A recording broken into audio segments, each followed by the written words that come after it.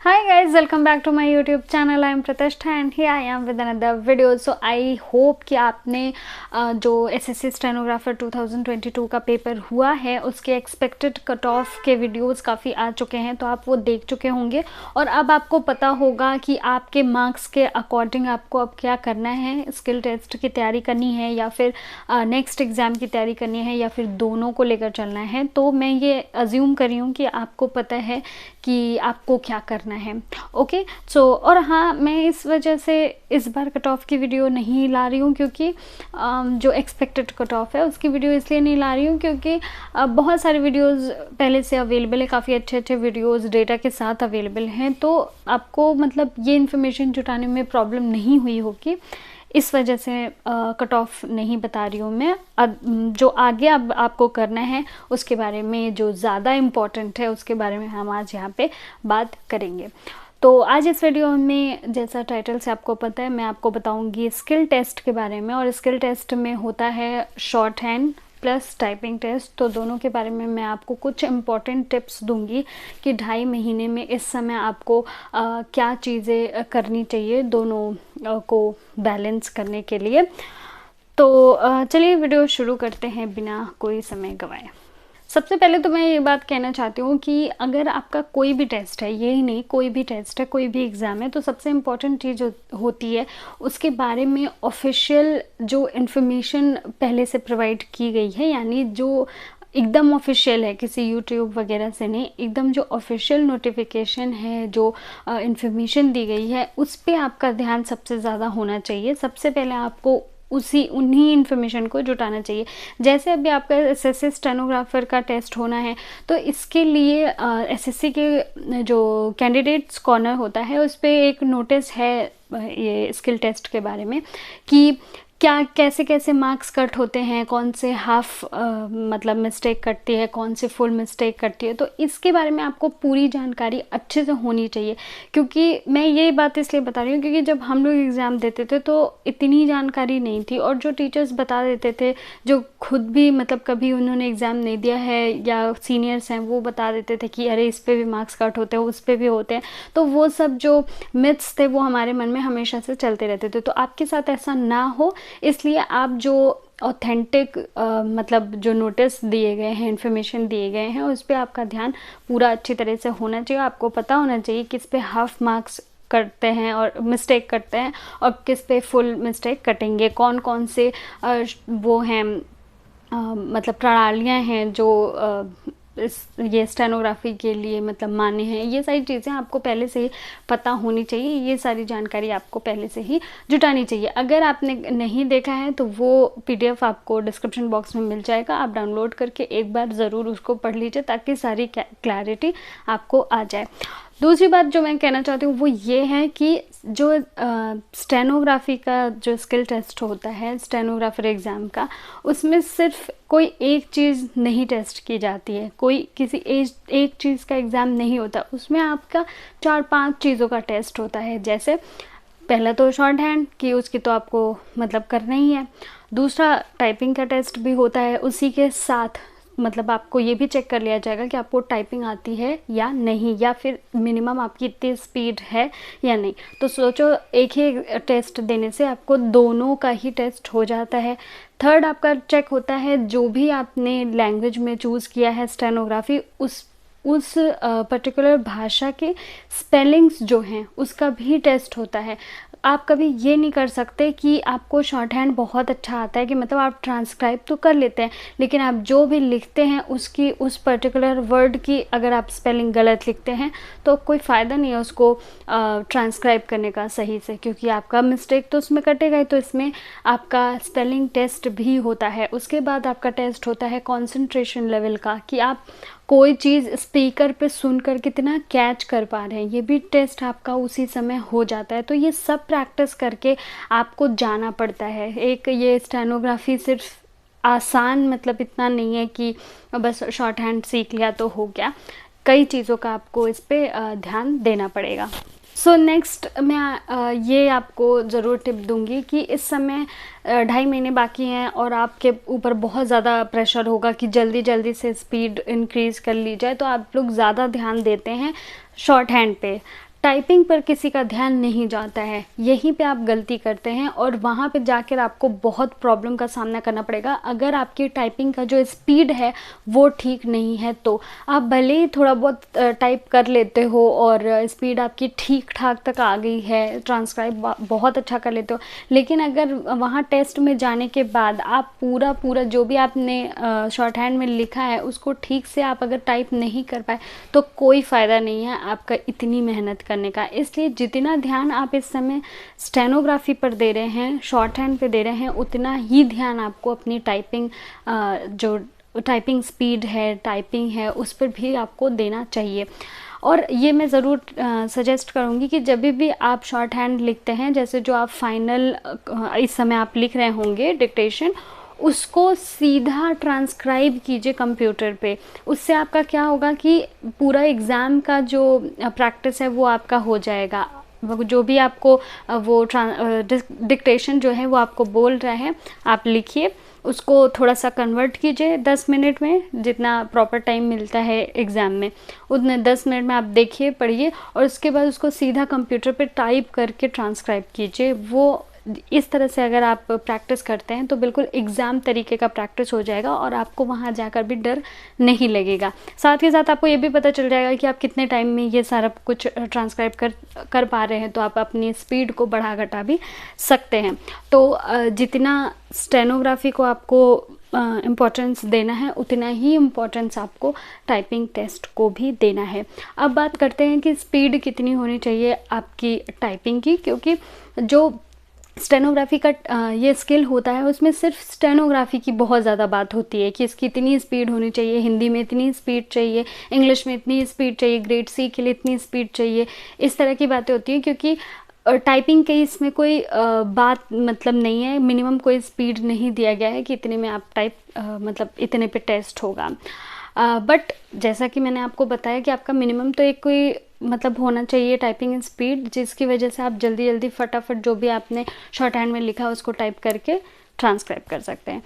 तो मैं अगर बात करूं अपने हिसाब से तो ग्रेड डी के लिए पहले मैं बात करूंगी हिंदी और इंग्लिश। ग्रेड डी के लिए अगर आपकी हिंदी की स्पीड 25 है या 25 प्लस है तो चल जाएगा, आराम से आप ट्रांसक्राइब कर लोगे। और इंग्लिश में अगर आपकी 30-35 है तो आप आराम से ट्रांसक्राइब कर लोगे। लेकिन अगर ग्रेड सी की बात करें तो हिंदी में कम से कम आपको 40 तो चाहिए टाइपिंग स्पीड, 40 प्लस आपका होना चाहिए। और इंग्लिश के लिए 50 प्लस तो आपका होना ही चाहिए टाइपिंग स्पीड, तभी आप उतने कम समय में टाइप कर सकते हो। क्योंकि ग्रेड सी बहुत ही ज़्यादा टफ हो जाता है, एक तो उसमें वर्ड्स भी ज़्यादा होते हैं, ऊपर से उसमें जो ट्रांसक्राइब करते हैं उसके लिए टाइम भी बहुत कम मिलता है। तो ये बातें आपको ध्यान रखनी है और इसके लिए आपको टाइपिंग को भी सेम इम्पोर्टेंस देनी है। अब नेक्स्ट जो इम्पोर्टेंट चीज़ है वो ये है कि आपको स्पेलिंग पे बहुत ज़्यादा, स्पेलिंग जो इंग्लिश वाले हैं उनके लिए स्पेलिंग और जो हिंदी वाले उनको वर्तनी, इस पे बहुत ज़्यादा ध्यान देना है। क्योंकि आप कितनी भी स्पीड में लिख लो, आप 110 स्पीड में लिख लेते हो शॉर्ट हैंड, लेकिन अगर उसको ट्रांसक्राइब करते हुए या कन्वर्ट करते हुए आप किसी पर्टिकुलर वर्ड की स्पेलिंग या वर्तनी गलत लिखते हो तो आपका मिस्टेक तो काउंट हो ही जाएगा। इस वहाँ पे आपको फ़ायदा नहीं होगा कि आपकी स्पीड कितनी तेज़ है, आपको स्पेलिंग पे बहुत ज़्यादा काम करने की ज़रूरत है।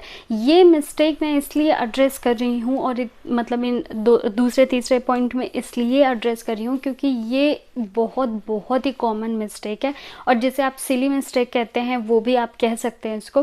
क्योंकि लोग क्या कहते हैं, इसमें स्टेनोग्राफी की इतनी बात होती है, स्पीड की इतनी बात होती है कि लोगों का ध्यान सिर्फ इन्हीं चीज़ों पे जाता है और क्या करते हैं, उनके मतलब माइंडसेट ऐसा होता है कि स्पीड तो उनकी 100 पहुंच गई, 100 पे उन्होंने लिख लिया और जब उसको ट्रांसक्राइब करें या कन्वर्ट करें हैं तो उस पर अगर स्पेलिंग गलत होगी तो उसको इतना भाव भी नहीं देते, मतलब सोचते हैं कि अरे स्पेलिंग ही गलत होगी, मैंने लिख तो लिया। बट नहीं, यही गलती है आपकी। आपको स्पेलिंग पे बहुत ज़्यादा ध्यान देना है, उस भाषा पे बहुत ज़्यादा ध्यान देना है ताकि अगर आप मतलब ट्रांसक्राइब कर रहे हैं तो आपकी तभी भी गलती मतलब ना काउंट हो पाए, क्योंकि गलतियां तो स्पेलिंग से ही काउंट होंगी। तो बहुत ज़्यादा ध्यान दीजिए अपने स्पेलिंग्स पे या फिर हिंदी की वर्तनियों पे। नेक्स्ट मैं फिर से एक टाइपिंग का आपको टिप दे देती हूँ, ये कि एक तो आप जब जो आपका डिक्टेशन है, अगर आपको 10 मिनट में आप एक डिक्टेशन लिख रहे हैं उसको ट्रांसक्राइब करेंगे, उस समय तो आप टाइप करेंगे ही एक बार। इसके अलावा अगर आपकी टाइपिंग स्पीड उतनी नहीं है जितनी मैंने बताई, अगर आपको स्पीड में भी थोड़ा आगे बढ़ना है तो ये ट्रांसक्रिप्शन के अलावा आपको टाइपिंग पे थोड़ा टाइम देना चाहिए और दो 100 शब्दों का पैराग्राफ आपको लिखना चाहिए कई बार, मतलब 200 वर्ड्स का पैराग्राफ आपको कई बार लिखना चाहिए, टाइप करना चाहिए, मतलब जिससे आपकी स्पीड धीरे धीरे इंक्रीज होगी। तो ऐसा मत सोचिएगा कि अगर आपकी स्पीड अभी उतनी नहीं पहुंची है तो सिर्फ ट्रांसक्राइब करते समय आपकी स्पीड बहुत हाई हो जाएगी। उस समय आपका पूरा ध्यान ट्रांसक्रिप्शन पे होगा, शॉर्ट हैंड पे होगा, उसको समझने पे होगा, ना कि टाइपिंग के स्पीड पे। तो अगर आपको टाइपिंग स्पीड पे भी थोड़ा काम करना है तो उसके लिए आपको अलग से समय देना पड़ेगा। और अगर आप 200 शब्दों का जो एक पैराग्राफ है उसको कई बार लिखेंगे दिन में तो आपकी स्पीड काफ़ी ठीक हो जाएगी आपके एग्ज़ाम आते आते। अगली गलती जो लोग करते हैं वो ये करते हैं कि जैसे हम सबको पता है कि शॉर्ट हैंड में कुछ परसेंट गलतियां जो होती हैं वो माफ़ होती हैं। अगर आप यूआर कैटेगरी से हैं और अगर आप ग्रेड डी का शॉर्ट हैंड टेस्ट दे रहे हैं तो उसमें 5% जो गलतियां होती हैं वो माफ़ होती हैं।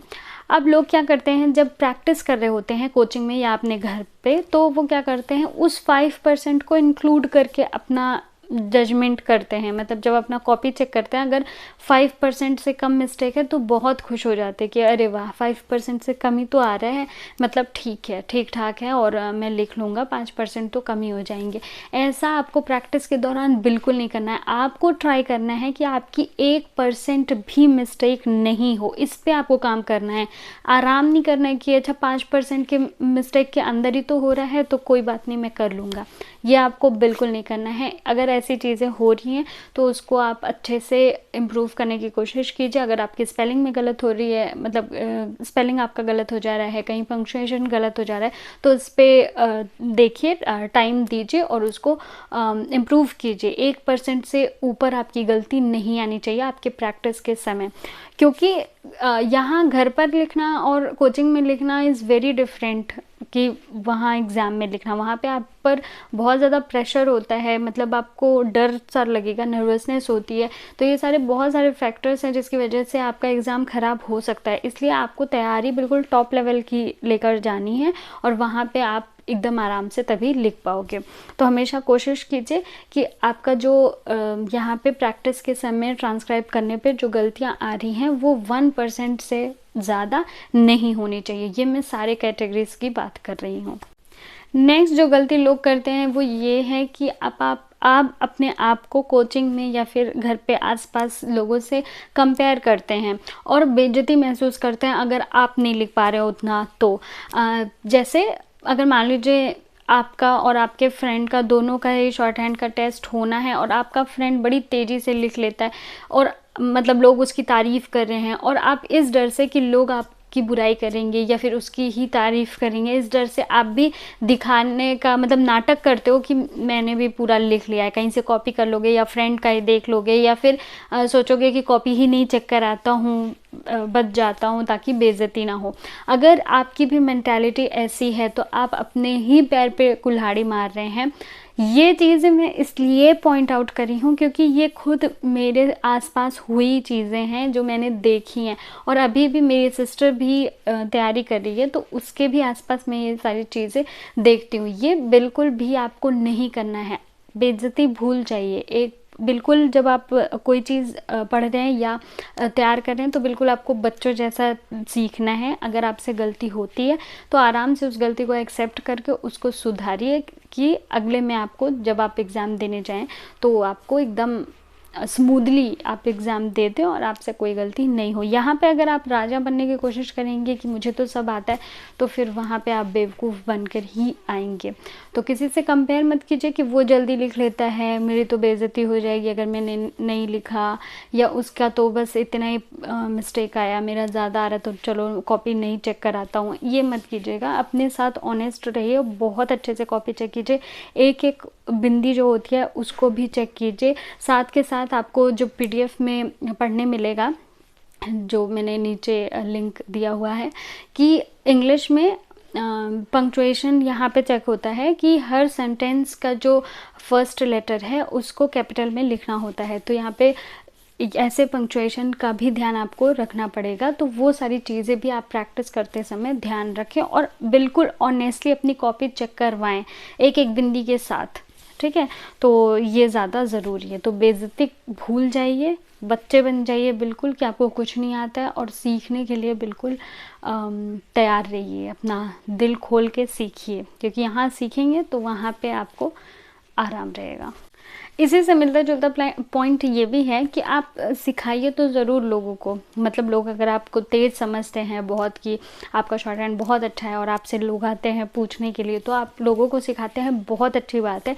लेकिन कभी ऐसे राजा मत बन जाइए, ऐसे मत बन जाइए एटीट्यूड में कि मैं सिखाता हूँ तो मैं इतना तेज़ हूँ, मेरी कोचिंग में मेरा इतना नाम है तो फिर मैं किसी और से सीख नहीं सकता। ये चीज़ कभी भी अपने मन में नहीं लाइएगा।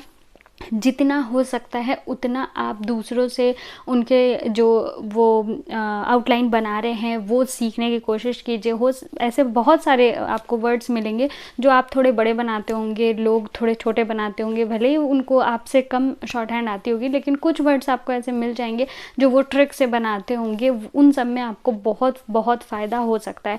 तो हमेशा सीखने के लिए एकदम मन खोल कर सीखिए।